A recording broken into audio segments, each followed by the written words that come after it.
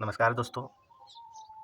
पिछले कुछ दिनों से पश्चिम बंगाल बहुत चर्चा में है। वहाँ पे एक जगह है जिसका नाम संदेशखाली है। वहाँ का वीडियो, समाचार, घटनाएं लगातार कुछ दिनों से हमारे आपके पास ज़रूर पहुँच रहे होंगे, और आपके पास अगर नहीं पहुँच रहे हैं तो आप ज़रूर उस घटनाओं के बारे में जानकारी लीजिए। यूट्यूब, गूगल सब में अवेलेबल है। वहाँ की घटनाएं हमें यही दर्शा रहे हैं कि जो हिंदू है उसके लिए पश्चिम बंगाल पाकिस्तान और बांग्लादेश से भी ज़्यादा खतरनाक हो चुका है। और यह घटना बस अभी की नहीं है, हाल फिलहाल की नहीं है। 80 के दशक से लगातार बंगाल में यह घटना घट रही है। ये किसी सत्ता के विरोध में घटी हुई घटना नहीं है। पहले वहाँ पे कम्युनिस्टों की सत्ता में थी, फिर तब भी वही कांड हो रहा था। आज टीएमसी है तो और बढ़ चढ़ के है कि कम्युनिस्ट वाले ही लोग टीएमसी में जब शामिल हो गए तो भाई आदमी तो वही है, तो घटना भी तो सेम ही होगी। इस प्रकार की वहाँ घटनाएं सुनने में आ रही है, और इसे सुन के भी बहुत लोग चुप हैं। जो मणिपुर में हा हा हा हा हल्ला मचा रहे थे, देखिए बेशक वो निंदनीय घटना थी, सभी ने उसका नकारा, किसी ने उसकी पक्ष नहीं ली। और उस मणिपुर में घटना में जो शामिल थे उन पर सख्त कार्रवाई हो, ऐसा अपेक्षा भी सभी रखते हैं। लेकिन अगर वहाँ की घटनाओं का विश्लेषण अगर किया जाए तो वहाँ दो गुटों की झड़प थी या दो गुटों के बीच थी। वहाँ इनडायरेक्टली भी सरकार इन्वॉल्व नहीं थी, लेकिन फिर भी सबने सरकार को घेरा, क्योंकि वहाँ सत्ता में जो सरकार थी उसका फर्ज बनता था कि जो वहाँ पे घटनाएं घट रही है उस पर मतलब सख्त कार्रवाई जल्द से जल्द हो। विपक्ष का तो काम है वैसा कहना, लेकिन बंगाल में जो घटना घट रहा है वो सीधे तौर पे घटना में जो इन्वॉल्व है या जो कर ही रहे हैं सीधा तौर पे टीएमसी के ही गुंडे हैं। आए दिन हम लोग देखते होंगे कि नेता लोग गुंडों को संरक्षण देते हैं, लेकिन बंगाल में वैसा नहीं है, गुंडे ही नेता हैं वहाँ। तो वहाँ का एक ठो कहानी भी है कि एक 13 साल की बच्ची को उठा के ले जाता है, और उसके माँ बोलती है सब एक साथ मत करना, बच्ची मर सकती है। ऐसे ऐसी बहुत सारी घटनाएं हैं, जैसे शादी होता है या 18 वर्ष जिसका हो जाता है, जो जवान है उसे चयनित किया जाता है, जो सुंदर है, जो ज़्यादा खूबसूरत है उसको चयनित किया जाता है, उसे पार्टी ऑफिस भेजने को कहा जाता है, और ना भेजे तो उसे घर से ही उठा के ले जाया जाता है, और उसके साथ तब तक उसके साथ गलत व्यवहार किया जाता है जब तक उन लोग का मन ना भर गया हो। तो ये हम लोग को सुनने में तो बस संदेश खाली आ रहा है, बंगाल में ये घटना हर जगह लगभग में घट रही है। हाल फिलहाल में मेरा एक मित्र है, अमित करके नाम है, 1-1.5 महीना पहले बंगाल किसी शादी में अटेंड करने गया था। वहाँ उसका शायद मौसी घर है, तो उससे पूछा कि मौसी आप लोग वोट किसको देते हैं? तो उसकी माँ से बोली कि हम लोग तो टीएमसी को देते हैं। तो क्या कारण है? टीएमसी का जो कांड है, अमित गिनवाने लगा मौसी का, इतना कांड होने के बावजूद भी आप टीएमसी को, तो उसकी मौसी मतलब थोड़ा भावुक हो गए और कहने लगे कि अगर उसको वोट नहीं देते तो हम लोग के साथ भी वो लोग यही काम करेंगे। तो ऐसा यहाँ वहाँ पे गुंडा राज हो चुका है।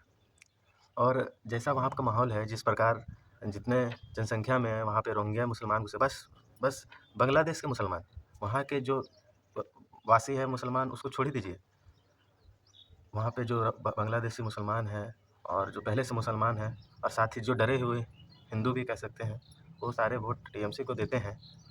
तो अभी हम लोग को दूर दूर तक नज़र ही नहीं आ रहा है कि टीएमसी सत्ता से हट रही है, और जब तक सत्ता से नहीं हटेगी ऐसा कांड होते ही रहेगा। इतना सब होने के बाद भी, और अगर आप इसकी जानकारी अगर आप ले रहे होंगे तो पता चलेगा आपको, ज़्यादातर महिलाएं जो पीड़ित हैं वो SC ST के अंदर आते हैं।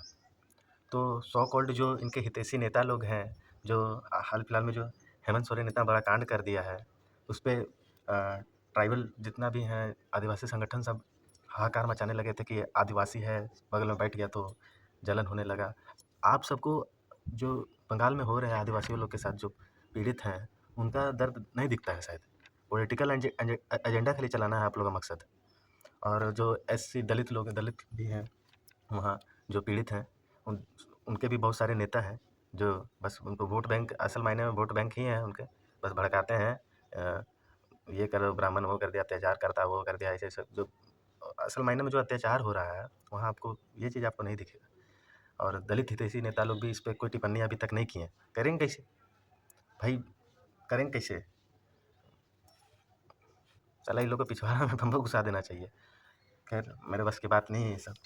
और एक टीएमसी एमएलए हैं नारायण गोस्वामी करके, उनका बयान आता है जब ये सब हो रहा है तो उसमें बयान आता है टीवी पे कि ये लोग आदिवासी कैसे है? आदिवासी तो काला रहता है, असली आदिवासी काले रंग के होते हैं। बताइए, मतलब एक तो सीमा होता है, तो चुतियापा करने का भी एक तो सीमा होता है, और उस सीमा को लांघ रहे हैं ये सब। और जो सीमा को लांघता है ना, उसको बढ़िया से जो तेल लगा के पिछवाड़ा सेका जाता है ना, वैसे सेकना चाहिए। जैसे एक तो और उदाहरण दे देते हैं कि बहुत कोई जो सेकुलर लोग हैं, सो-कॉल्ड सेकुलर, वो हमको दिखते हैं तो बोलते हैं काहे भाई मियाँ जैसा काहे बढ़ा लिया है? तो हम बोलते हैं भाई जो मियाँ दाढ़ी नहीं रखता वो मियाँ नहीं है क्या? ये सब कोई लॉजिक है बताइए आप ही?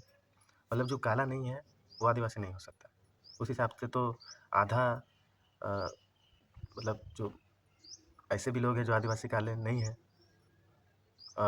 काले हैं, आदिवासी नहीं है लेकिन काले हैं, तो वो सब आदिवासी नहीं हो आदिवासी हो जाएंगे। तो ये लॉजिक कहीं का सही नहीं है। और इसी तरह एक तो टीवी में टीएमसी की प्रवक्ता बोलती है कि कहाँ हुआ है रेप, हमको प्रमाण दिखाइए। तो अब उसको प्रमाण चाहिए। मतलब एक महिला होकर एक महिला का दर्द नहीं समझ सकती है, तो ये कहीं ना कहीं एक तो संगठन में रहने से जो मानसिकता पनपती है, ये उनके अंदर घुस चुका है। बंगाल में इतना जो घटना, निंदनीय घटना घट रही है, सब व्यक्तियों जिसमें इंसानियत जिंदा है, उससे आप अपेक्षा यही रख सकते हैं कि आप ज़रूर खुल के बोलिए इसमें। सोशल मीडिया का ज़माना है, कम से कम लिखिए, बोलिए कम से कम। क्योंकि उन पे जो बीत रही है, वो जो झेल रहे हैं, उनकी कल्पना भी करें तो हमें दर्द पहुंचता है। तो वो मतलब झेल रहे हैं। सोचिए क्या बीत रहा है उन पे। माँ के सामने उसकी बेटी को उठा के ले जाया जाता है, बेटी के सामने उसका माँ को उठा ले जाता है, पति के सामने उसकी पत्नी को उठा के ले जाया जाता है, और जब तक मन नहीं भरता तब तक उसको वहाँ रखा जाता है। पहले के तो ऐसा मूवी में होता था कि शादी हुआ तो सुहाग रात पति के साथ मनाने से पहले एक गुंडा रहता था, उसको वहाँ भेज दिया जाता था। जो 90s की मूवी में, एक मूवी याद नहीं आ रहा नाम, लेकिन ऐसा साक्षात वही हो रहा है वहाँ पे। टीएमसी के गुंडे वही कर रहे हैं।